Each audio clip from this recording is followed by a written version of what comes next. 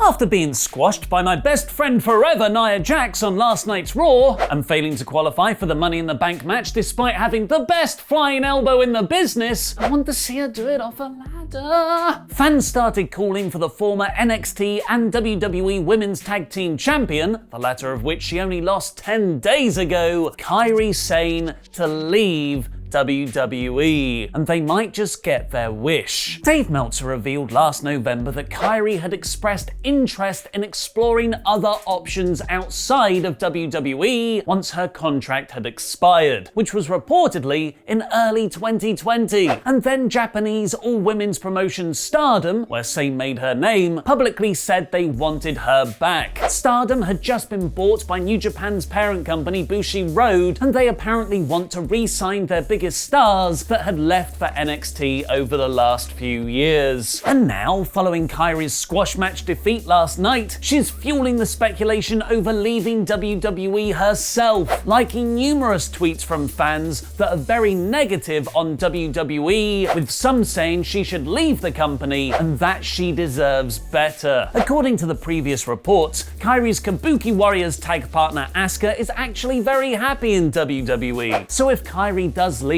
their team will presumably split. Or, knowing WWE, they'll just replace her with Io Shirai. Do you think Kairi Sane will be leaving WWE? Let me know in the comments, because I'll be replying to people from out of quarantine. But it's not just Kairi Sane WWE might be singing, hey, hey, hey, goodbye to. Because after laying off almost all their employees late last week, Vince McMahon's XFL has officially filed for bankruptcy. Relaunching the XFL was always a venture fueled more by pride rather than any actual business sense, with McMahon wanting to erase the biggest failure of his career when the first iteration closed after its first season and lost WWE $35 million in 2001. The 2020 version didn't even complete its inaugural year, having to halt operations midway through because of Steve Corino, and now posting an estimated $10 million in assets and $10 million in liabilities in the bankruptcy filings. It's yet another catastrophic failure for McMahon, but one that's considerably cheaper than the reported $300 million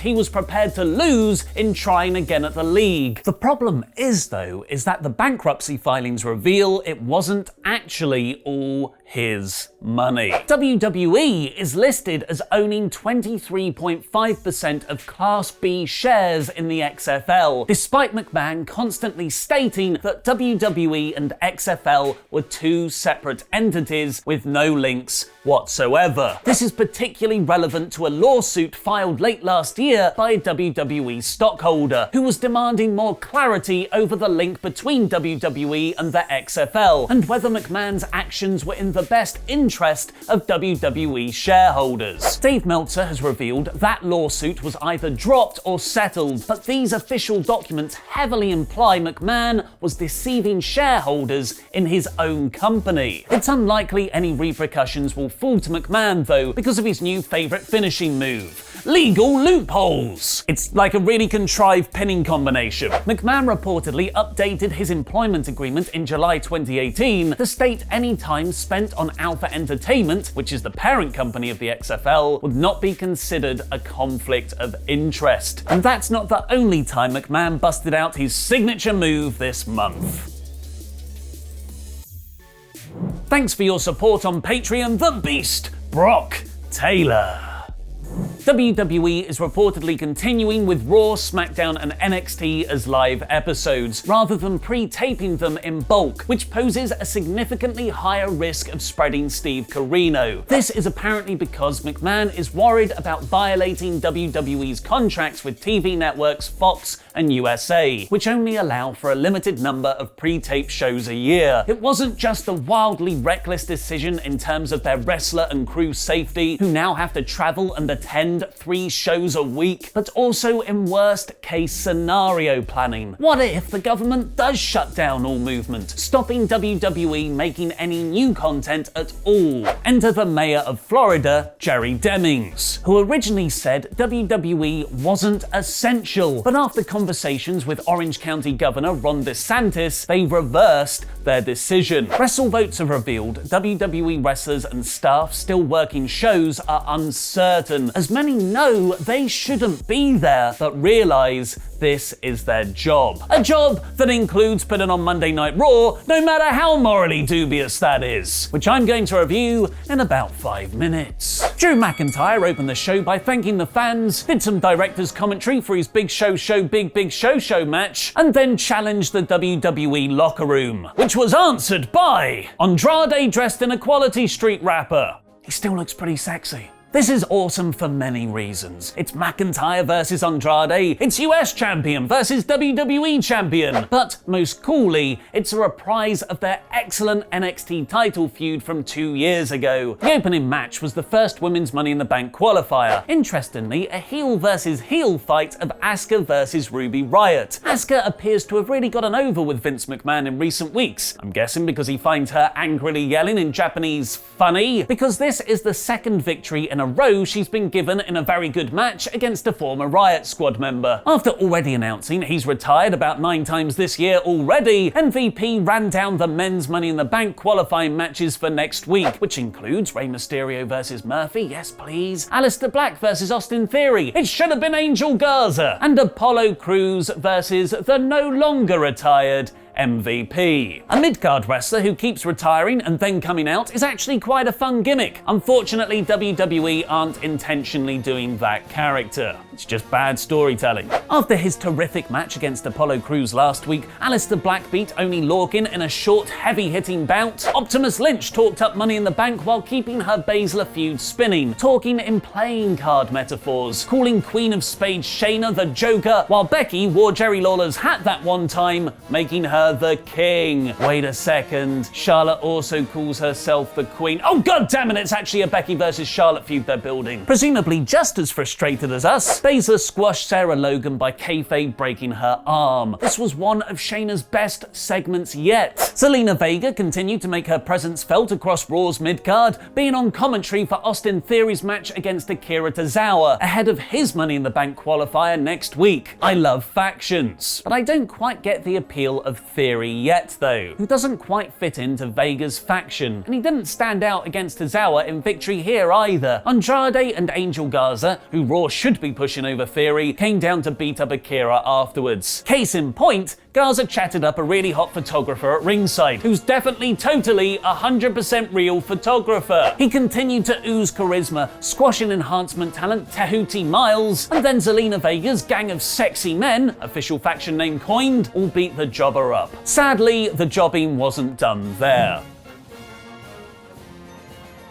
As in the night's final Women's Money in the Bank qualifier, my best friend forever, Nia Jax, absolutely squashed Kairi Sane. I'm sure everything's fine there, nothing to look into. NXT champion Charlotte Flair then cut an in-ring promo on Io Shirai, but also still kind of on Becky Lynch. Hey, if it takes Charlotte winning the NXT championship for the main roster to finally fully promote Wednesday nights, then so be it. After recapping Bobby Lashley saying he might need a new wife last week, he told Lana to shut the hell up and squash No Way Jose. The Vince McMahon Stopped My Push support club of Cedric Alexander and Ricochet, now in matching yellow tights, then lost to the Viking Raiders in a really exciting match. Alexander and Ricochet aren't even safe in the tag division.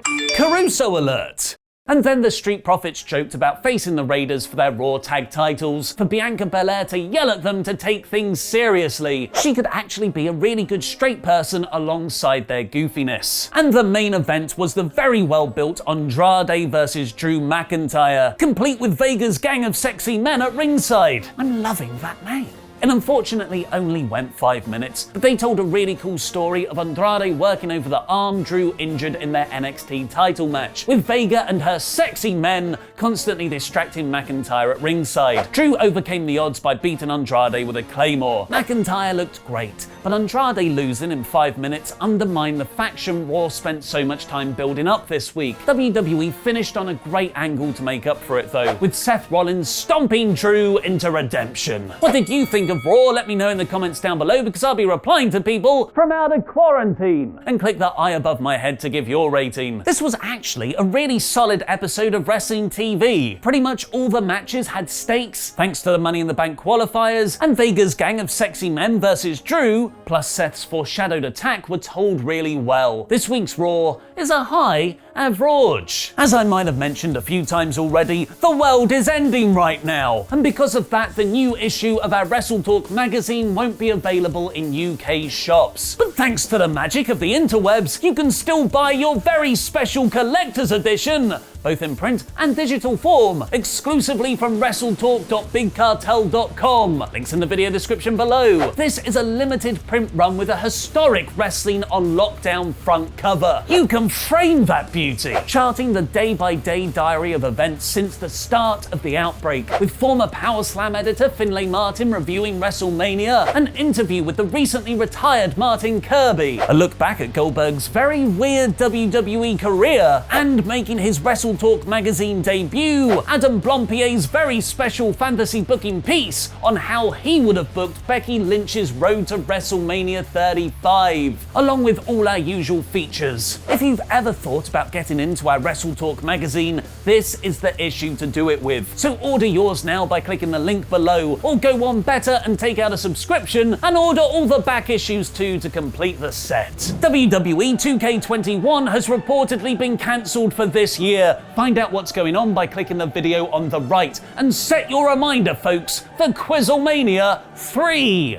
with our special guest Brian Zane from Wrestling with Regret, which will be live on Parts Unknown tomorrow. And remember to make WrestleTalk.com your homepage for all your wrestling needs. I've been Ollie Davis, and that was wrestling.